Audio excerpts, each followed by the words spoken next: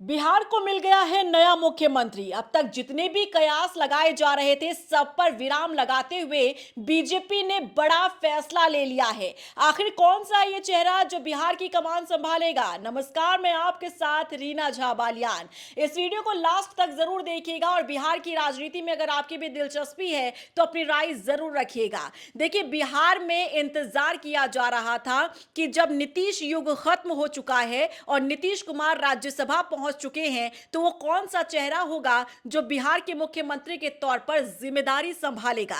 अभी हाल ही में कई नाम सामने आ रहे थे और यहां तक यह भी कहा जा रहा था, दावा किया जा रहा था कि इस बार बिहार को महिला मुख्यमंत्री मिल सकती है। लेकिन सब जितने भी कयासबाजी का दौर चल रहा था इन सब पर विराम लग चुका है, फुल स्टॉप लगा दिया है, क्योंकि बीजेपी ने फैसला ले लिया है और अब बिहार के मुख्यमंत्री होंगे सम्राट चौधरी। जी हां, बिल्कुल ठीक सुन रहे हैं, सम्राट चौधरी, जो अब तक बिहार के उप मुख्यमंत्री के तौर पर जिम्मेदारी संभाल रहे थे और गृह विभाग जैसा बड़ा विभाग वो संभालते आ रहे थे, लेकिन अब पूरे बिहार की कमान अब उनके हाथों में दे दी गई है।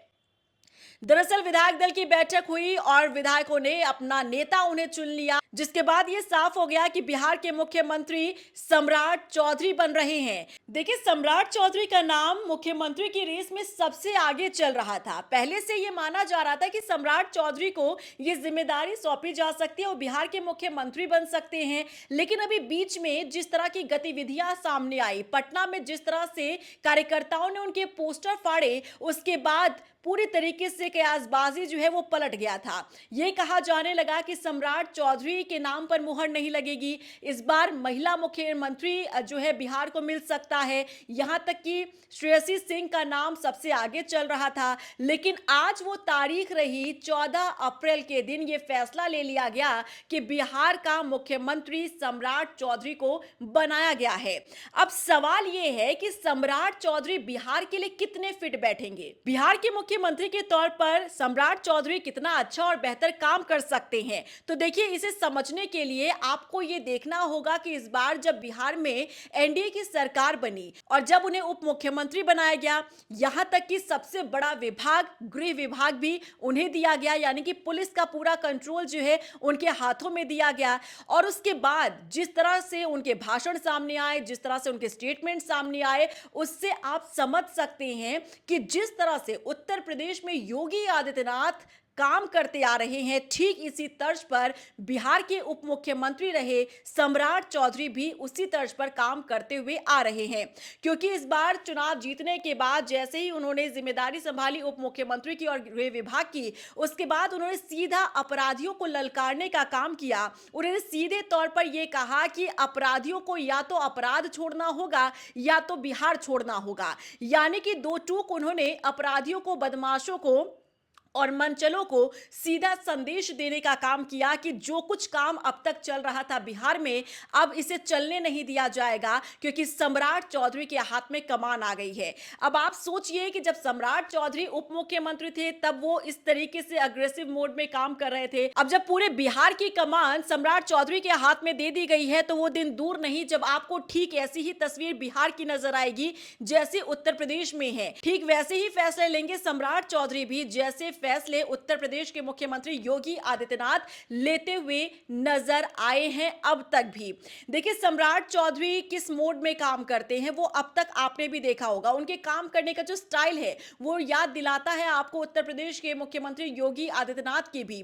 और हर कोई सराहना करता है उत्तर प्रदेश के मुख्यमंत्री योगी आदित्यनाथ की, जिस तरह से वो बड़े और कड़े फैसले लेते हैं। अब माना जा रहा है कि अगर उसी तर्ज पर बिहार के अंदर काम होता है तो जिस तरह से अभी कुछ समय पहले इंसिडेंट सामने आए, कई महिलाओं के साथ अभद्रता की गई, सड़कों पर महिलाओं के साथ, लड़कियों के साथ, युवतियों के साथ किस तरह से छेड़छाड़ का मामला सामने आया था। अब आप सोचिए कि ऐसे लोगों को जो इस तरीके से वारदातों को अंजाम देते आ रहे हैं, अब उन्हें डरने की जरूरत है, क्योंकि सम्राट चौधरी अब मोड में आने वाले हैं काम करने के, क्योंकि सम्राट चौधरी का ये स्टाइल है इस तरीके का काम करने का। अब राजनीति की बात करते हैं। देखिए, ये पहली बार ऐसा होगा जब बिहार को बीजेपी से कोई मुख्यमंत्री मिल रहा है, क्योंकि आप ये जानते हैं कि बिहार में बीजेपी के लिए पैर पसारना इतना आसान नहीं था। 2025 का ये चुनाव जब बिहार में हुआ, तब जेडीयू और बीजेपी ने गठबंधन के साथ चुनावी मैदान में पार्टियां उतरी, एनडीए की सरकार बनती है। और देखिए, हैरानी की बात तो ये होती है कि जेडीयू के साथ हाथ मिलाकर लड़ने वाली बीजेपी सबसे बड़ी पार्टी बनकर उभरती है। बीजेपी को 89 सीटें मिली थी और जेडीयू को 85 सीटें मिली थी। और कहा यह जा रहा था कि बीजेपी का जो जादू है वो बिहार के अंदर चल गया, और ये पहली बार हुआ था जब बिहार में बीजेपी को सबसे ज्यादा सीटें मिली थी। इसके बाद से ही ये कयास लगाए जाने लगे थे कि बिहार में बीजेपी का मुख्यमंत्री हो सकता है। लेकिन आप तो जानते हैं नीतीश बाबू भला कहां मुख्यमंत्री की कुर्सी छोड़ने वाले। वो तो मुख्यमंत्री की कुर्सी से ऐसे चिपकने की उन्हें आदत थी कि चाहे दल कोई सा भी हो, लेकिन मुख्यमंत्री उन्हें ही बनना है। चाहे हाथ अपने दुश्मनों से ही क्यों ना मिलाना हो, लेकिन मुख्यमंत्री की कुर्सी अपने पास ही रखनी है। लेकिन इस बार जब चुनाव हुआ और एनडीए की जीत हुई और बीजेपी सबसे बड़ी पार्टी बनकर उभरी, तब उसके बाद कयास लगाए जा रहे थे कि इस बार जिद जो है बीजेपी की चल सकती है, क्योंकि प्रेशर पॉलिटिक्स बीजेपी कर सकती है, क्योंकि बीजेपी के पास सबसे बड़ा नंबर है। लेकिन जो हमेशा से निरंतर चलता आ रहा था कि नीतीश बाबू अपने पास ही कुर्सी रखते हैं सीएम की, और इस बार भी उन्होंने सीएम की कुर्सी अपने पास ही रखी। लेकिन इसके बाद भी बिहार की राजनीति में गाहे बगाहे ऐसी खबरें निकलकर सामने आने लगी थी कि नीतीश बाबू सम्राट चौधरी के बीच सब कुछ ठीक ठाक नहीं चल रहा है और कभी भी सत्ता परिवर्तन जो है वो हो सकता है। हालांकि देखिए, जो सियासी पंडित हैं वो कहीं ना कहीं जो भविष्य देखते हैं वो गलत नहीं होता है। अब अचानक से एक रोज ऐसी खबर सामने आती है कि नीतीश बाबू जो है वो राज्यसभा जाना चाहते हैं, जबकि ये हर किसी के लिए हैरान करने वाली खबर थी जब ये खबर सामने आई कि नीतीश कुमार जो है वो राज्यसभा जाना चाहते हैं, और अगर वो राज्यसभा जाएंगे तो जाहिर तौर पर उन्हें अपनी कुर्सी छोड़नी पड़ेगी। लेकिन ये हुआ कैसे, ये भी सबके लिए एक बड़ा सवाल अभी भी बना हुआ है। हालांकि इस खबर के पीछे की खबर भी बहुत कुछ बयां करती है। कहा जा रहा था सूत्रों के हवाले से कि जो नीतीश कुमार हैं वो प्रेशर में आए अपने बेटे की वजह से, बेटे पर कई तरह के आरोप लगे थे, उससे बचाने के लिए नीतीश कुमार ने राज्यसभा जाने का फैसला लिया और मुख्यमंत्री की कुर्सी छोड़ने का उन्होंने फैसला ले लिया।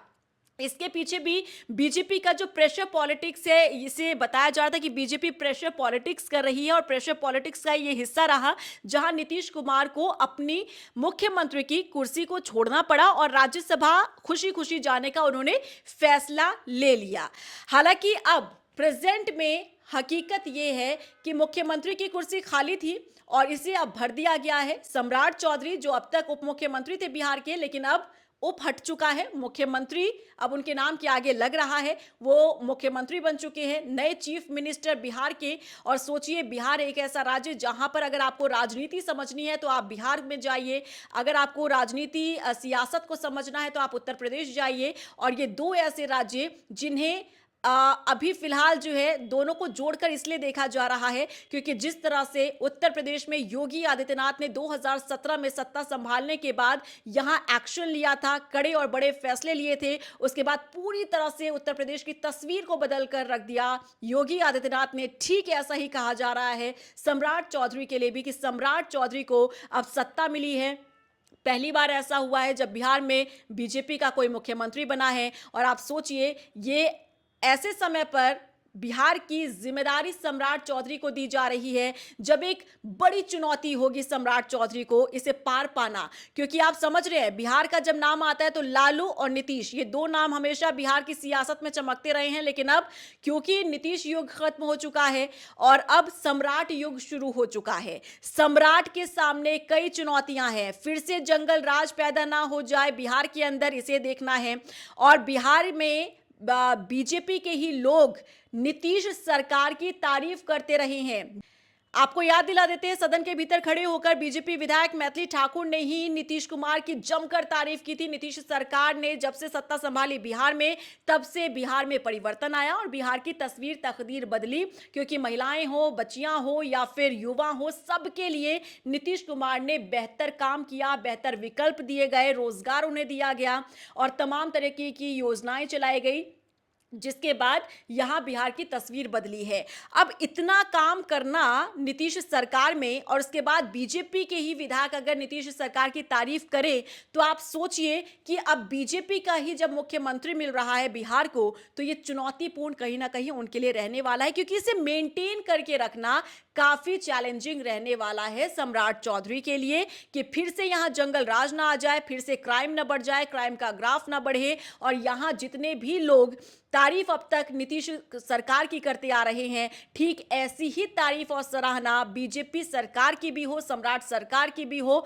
इसे संतुलित करना सम्राट चौधरी के लिए बड़ा चुनौतीपूर्ण रहने वाला है। साथ ही साथ जेडीयू को अपने साथ लेकर चलना यह भी चुनौतीपूर्ण रहेगा, क्योंकि देखिए जेडीयू के कई कार्यकर्ता जो है वो नाराज चल रहे हैं, क्योंकि नीतीश कुमार अब बिहार की राजनीति छोड़कर दिल्ली पहुंच गए हैं। और ऐसा जब डिसीजन लिया जा रहा था नीतीश कुमार की तरफ से, तब कई कार्यकर्ता जेडीयू के खफा भी हुए थे, यहां तक कि पोस्टर्स भी लगाए गए थे और उस पर बाकायदा ये लिखा गया था कि जो फैसला लिया है नीतीश कुमार ने, उससे उन्हें वापस लेना होगा, वापस दोबारा से उस पर विचार करना होगा। तो आप इससे समझ सकते हैं कि जेडीयू के कई ऐसे कार्यकर्ता जो खफा हो चुके हैं, नाराज हो चुके हैं, और ऐसे में हो सकता है कि आगे चलकर बड़ा एक धड़ा ऐसा हो जो अपनी नाराजगी खुलकर जाहिर करने लगे, क्योंकि अब उनका चहेता चेहरा बिहार की राजनीति में नहीं है। सम्राट चौधरी के हाथ में कमान है बिहार की, अब वो अपनी तरफ से, अपने हिसाब से, अपने पार्टी के हिसाब से डिसीजन लेंगे।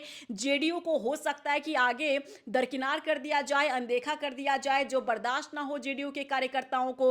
अब हालांकि डिपेंड करता है कि सम्राट चौधरी किस तरह से फैसले लेते हैं, किस तरह से काम करते हैं और जेडीयू को कितना साथ लेकर चलते हैं, यह भी इनके लिए चुनौतीपूर्ण रहने वाला है।